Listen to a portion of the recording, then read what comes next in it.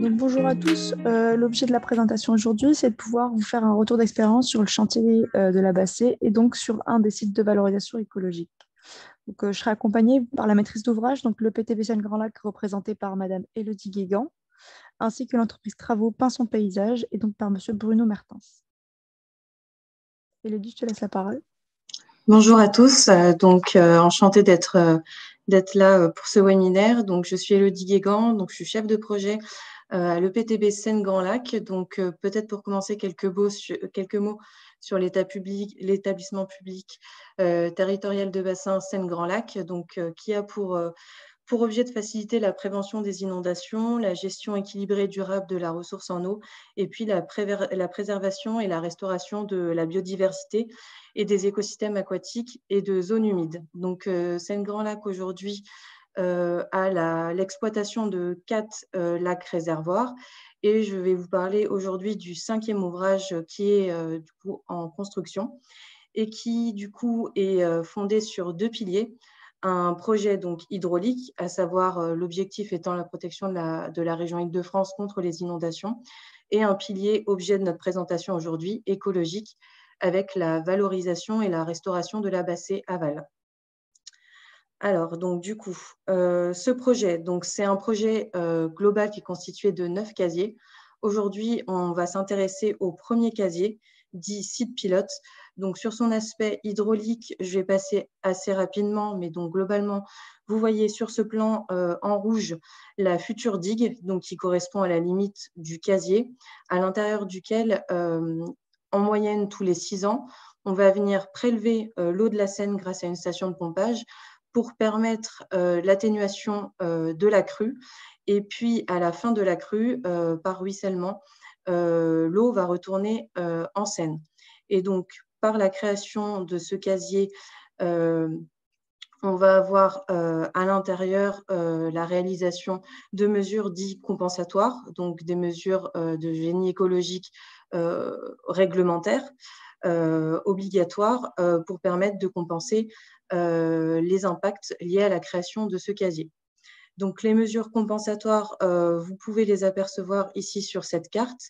Comme vous pouvez le constater, ils sont globalement à l'intérieur du site pilote, avec des mesures qui correspondent donc globalement à la restauration de cours d'eau, de noues, à la création de mares, à la création de chenaux, à la mise en place de radeaux pour les sternes, à la création d'hibernaculum, à la restauration de berges pour faciliter du coup la transition entre l'eau et la terre, et puis à la mise en place aussi, la conservation plutôt d'îlots de sénescence, ou bien encore, donc à l'extérieur du site pilote que vous voyez sur la gauche, la mise en place de prairies sèches, notamment pour la préservation du muscardin.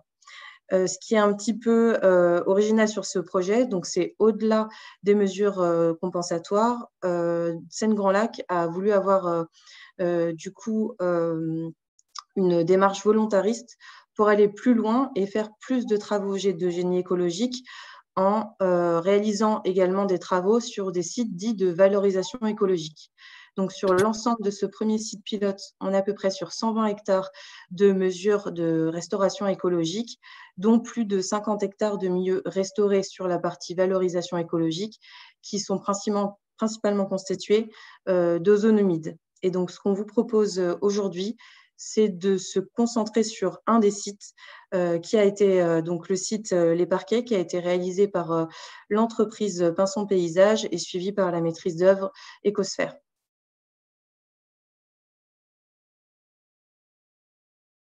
Alors, du coup, l'idée, c'est de vous reconstituer un peu le contexte. Donc, on était sur un ancien vrai bras mort de la Seine. Donc, comme vous voyez sur la diapo, on a la Seine qui est chenalisée. On devine un ancien méandre de la Seine qui a été entrecoupé lors de la mise à grand gabarit de la Seine sur ce tronçon. Et là, on est sur un ancien vrai bras mort de la Seine qui était connecté partiellement à la Seine via un ouvrage de génie civil. Il s'agit d'un milieu qui était largement envasé et principalement envahi par la végétation ligneuse. Les formations herbacées humides, donc notamment les roselières et carissées, avaient plutôt tendance à régresser sur ce site, et alors qu'elles étaient autrefois très riches tant sur le plan floristique que faunistique.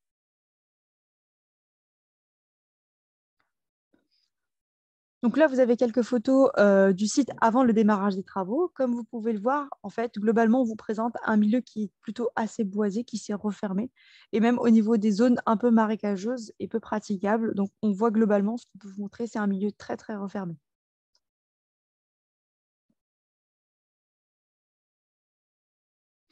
Donc, l'objectif des travaux a été la restauration du fonctionnement hydraulique d'une des plus intéressantes annexes hydrauliques de la Bassée aval, donc on appelle nous aujourd'hui site de valorisation 1. Le deuxième objectif était la restauration d'un des très rares bras morts de la Seine, donc par réouverture de ce milieu et notamment par la réouverture des berges exondables sur sol paratourbeux. C'est l'un des habitats qu'on trouve exceptionnellement embassés. Et enfin, la restauration des roselières et de végétation hygrophile caractéristiques des zones marécageuses qu'on trouvait historiquement sur cette zone de presqu'île. Sur cette zone de travaux, on avait un ensemble d'enjeux écologiques importants avec la présence de nombreuses espèces végétales remarquables, d'insectes ainsi que de mollusques rares sur ces zones humides. Il s'agit d'une ancienne zone de marée positionnée sur une nappe quasi infleurante. Donc là, on passe sur une contrainte qui est technique, avec une épaisseur de substrat très faible. On est sur des zones flottantes, donc ce qui a été une contrainte majeure pour l'entreprise travaux pour adapter notamment ces engins et ces périodes d'intervention. La presqu'île est assez isolée, elle présentait très peu d'accès et son principal accès était de traverser les bras morts qui l'entouraient, ce qui rendait l'accès et l'intervention sur cette zone assez compliquée. Enfin, le tableau que vous voyez au-dessus, c'est le tableau des contraintes écologiques. Un ensemble de contraintes écologiques a été donné au niveau du planning. Une intervention spécifiquement pour les abattages en période hivernale entre septembre et février. Cependant, on avait une contrainte météo qui était qu'à partir du moment où l'automne et l'hiver arrivaient, on n'était plus sur les périodes d'étiage et donc ce qui compliquait techniquement l'intervention de l'entreprise sur le site. Comment on a pu monter notre DCE et la consultation des entreprises? Dans le cadre du CCTP, ont été définis les objectifs et les contraintes techniques et écologiques qui ont été imposées aux entreprises. Une visite obligatoire a été mise en place pour la réponse des entreprises dès la première slave de réponse afin de présenter en direct les contraintes d'accès et écologiques afin qu'on puisse avoir des réponses dès le départ avec une prise en compte de l'ensemble des éléments. Il a été demandé aux entreprises de proposer plusieurs solutions techniques pour la mise en œuvre des travaux, et notamment de coupe et d'abattage, tout en respectant la sensibilité des sols, ainsi que l'ensemble des contraintes d'accès. On voit bien que la plus grande contrainte qu'on avait, c'était limiter le nombre de passages sur le sol, étant donné on était sur un sol qui était plutôt paratourbeux et flottant. L'adaptation des engins, on a demandé l'utilisation de matériel adapté, donc notamment de pelles marées ou de matériel autoporté. Et il y a eu un certain nombre de balisages d'espèces d'arbres et d'espèces à conserver sur le chantier. Je vais laisser la parole à Bruno Mertens de l'entreprise Pinson Paysage pour vous présenter comment se sont déroulés les travaux et quelles ont été les modalités toutes les modalités qui ont permis d'adapter le chantier à la réalité du site. Merci à vous. Donc pour resituer un petit peu Pinson Paysage, on réalise des travaux de génie écologique depuis une petite dizaine d'années et on a une vingtaine de salariés qui réalisent uniquement ce type d'aménagement. Et donc là, en l'occurrence, en fait, c'est l'agence de Villeneuve-le-Comte qui a été qualifiée Calister il y a un an, qui a réalisé les travaux. Donc en fait, sur le site, on a eu deux possibilités d'accès. Il y avait un accès qui était plutôt court, qui était la solution 1, qui permettait d'aller très rapidement et de sortir le bois sur la route RD 75. Et on avait un deuxième accès qui était la solution 2, là, à l'écran, qui présentait l'inconvénient qui était beaucoup plus long et qui on pouvait dégrader sur une plus longue longueur tout le cheminement. Donc nous avons choisi la solution 1 pour aussi réduire les dégradations des chemins aux alentours. Parce que le but du génie écologique, c'est d'intervenir avec le minimum de dégâts sur la biodiversité. Donc, on a utilisé la solution 1. Alors, en fait, on avait l'objectif était d'abattre un boisement au milieu du marais. Donc, c'était un bois impénétrable avec des frênes secs qui étaient sur pied, qui faisaient 10-12 mètres de hauteur. avec une strate un peu plus basse de 6 mètres de hauteur, avec des pruneliers, des cornus, des aubépines et des prunus padus. Donc la contrainte, en fait, c'était l'accès à la presqu'île. Donc on devait traverser une lame d'eau de 10 à 50 cm. On a peu de portance sur l'île, et notamment les bords de l'île, sur 3-4 mètres de largeur, on n'avait quasiment aucune portance, même à pied. Donc le choix a été de prendre une pelle qui fait 21 tonnes, qui a un grand bras, qui est en huile hydraulique bio, au cas où qu'il y ait des fuites, et donc qui a des chenilles marées qui font 1,20 m de large, et qui permettaient en fait de limiter les mouvements sur l'île, pour éviter en fait que l'eau remonte à travers la couche tourbeuse, et que l'ensemble de la presqu'île devienne impraticable.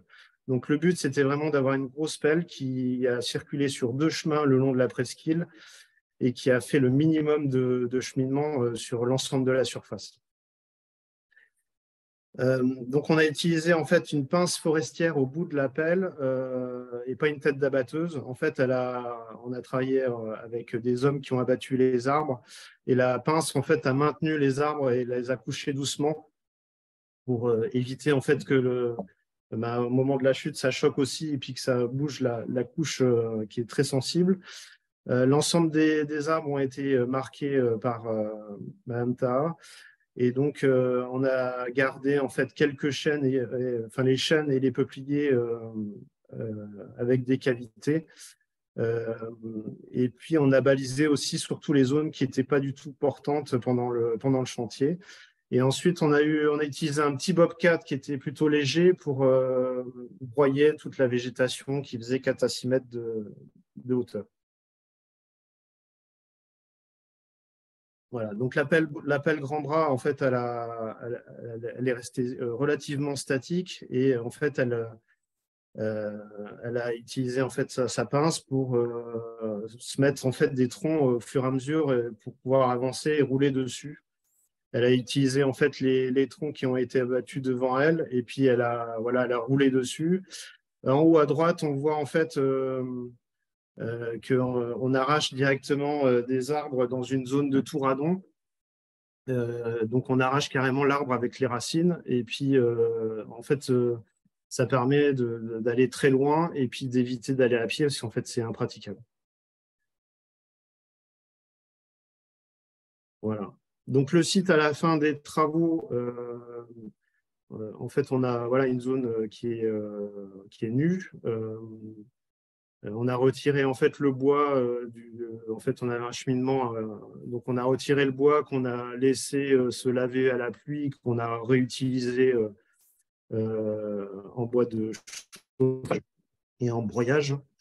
Et puis ensuite, en fait, la végétation a repris le dessus au fur et à mesure du temps. Donc les travaux, ils ont été réalisés en octobre 2022.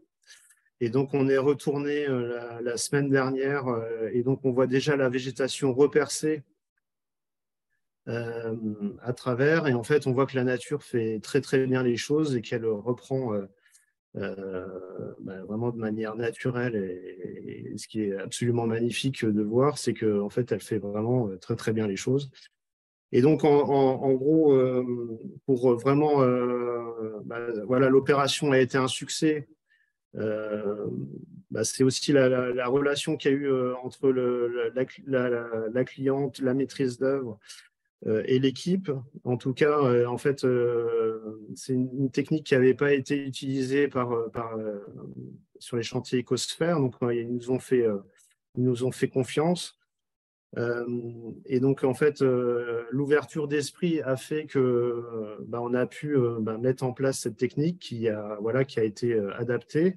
On a eu aussi des bonnes conditions climatiques qui sont très importantes. On est allé très, très vite aussi sur le chantier, parce qu'on l'a fait en moins d'1 mois. Et donc, on a une belle ouverture.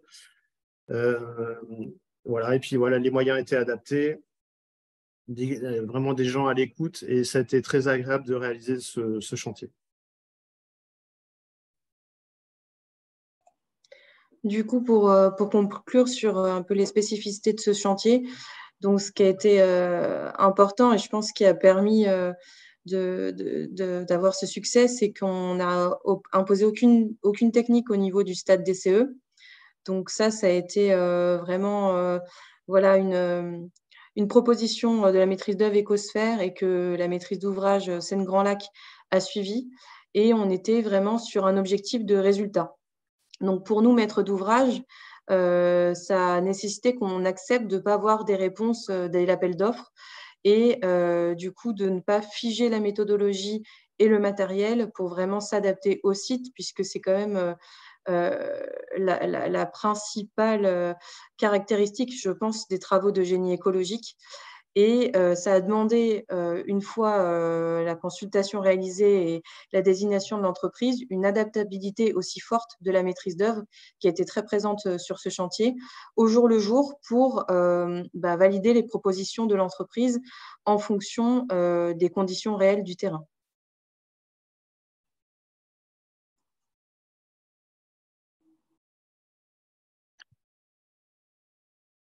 En tout cas, merci beaucoup pour votre attention, pour cette présentation. Comme vous l'avez vu, le chantier s'est vraiment déroulé entre mi-septembre et mi-octobre 2022. Donc, on a pour le moment très peu de retours d'expérience à vous faire sur l'évolution des milieux et notamment le résultat des suivis écologiques, contrairement à la présentation qui s'est faite juste avant. Cependant, on a pu vous projeter les premières photos donc, qui datent de la semaine dernière, sur lesquelles on voit que malgré l'absence de replantation, en tout cas de végétalisation du site, le site aujourd'hui étant à la bonne cote et ayant un milieu qui a été réouvert, la végétation commence à reprendre le dessus. Donc, on vous donne rendez-vous dans quelques années pour vous faire un nouveau retour sur l'évolution du site et notamment sur les premiers résultats écologiques. Merci à tous les trois. Le rendez-vous est pris. Il y a quelques questions qui ont été posées dans les discussions. La première, c'est pourquoi certains arbres ont été laissés, mais peut-être plus largement, comment vous avez choisi ceux qui restaient ou pas? En fait, c'est justement l'un des éléments qu'avait précisé Élodie, c'est qu'en fait, on avait donné un objectif, on avait précisé qu'il y avait un certain nombre d'arbres qui allaient être préservés, parce que, ayant parcouru le site en mode fermé, en quelque sorte, on savait qu'il y avait du potentiel et quelques chaînes qui étaient sur site. Et donc, c'est là où la présence effectivement de la maîtrise d'œuvre et l'écoute de l'entreprise a été très importante, parce qu'en fait, ils ont avancé au jour le jour sur le site et ils avaient comme consigne de préserver les grands sujets qu'ils voyaient et le maître d'œuvre validait à l'avancée les arbres qui étaient maintenus ou pas. Et donc, principalement, en fait, on a retrouvé 4-5 gros chênes au milieu de la presqu'île. Comme le précisait Bruno tout à l'heure, en fait, sur les bordures, la presqu'île était vraiment impraticable parce qu'elle était affleurante au niveau d'eau. Mais par contre, plus on avançait vers le centre, plus on avait un cœur qui était un peu plus haut. Et donc, c'est sur ces zones-là qu'on a retrouvé les gros chênes et quelques peupliers en bon état et qu'on a pu préserver. Et en parlant de l'île, du coup, il y a une deuxième question qui est en rapport avec la présence d'enjeux habitat sur l'île. Donc, en fait, les enjeux habitat étaient présents en fait, sur la partie plutôt aquatique. Donc, c'était pour ça qu'effectivement, l'un des enjeux était de pouvoir accéder au site sans abîmer les zones aquatiques. Donc, l'une des réponses qui a été faite parfois dans les appels d'offres, c'était d'arriver par voie aquatique. Et donc, forcément, il y avait un impact sur toute la végétation et la faune piscicole sur ces sites-là. Donc, c'est pour ça que l'entreprise, son paysage, avait proposé 2 solutions qui étaient plutôt terrestres. Seule la solution qui a été retenue permettait de traverser un bras sur la zone la moins impactante et le reste des habitats ont été préservés, n'ont pas été touchés du tout. Ok. J'enchaîne du coup sur une autre question qui concernera plus Élodie cette fois-ci. Donc, c'est en fait comment est-ce que vous avez fait pour noter les offres si les techniques n'étaient pas imposées, s'il n'y avait pas un minimum de techniques imposées. Et puis, en lien, une deuxième question qui demande quelle a été la réaction des services de l'État sur ce manque de précision? Alors, du coup, sur la partie offre technique, justement, en fait, on avait déterminé une grille d'analyse qui était assez contrainte et assez précise, ce qui nous permettait, en fait, à chaque fois de noter les entreprises en fonction de leurs réponses, en sachant que parmi les critères, il y avait les aspects écologiques, donc comme l'a précisé Zineb, comment on impactait le moins possible les milieux, Il y avait la question de la sécurité aussi, parce qu'on était sur des sols très peu portants. Donc, comment garantir aux ouvriers voilà, l'absence d'accident.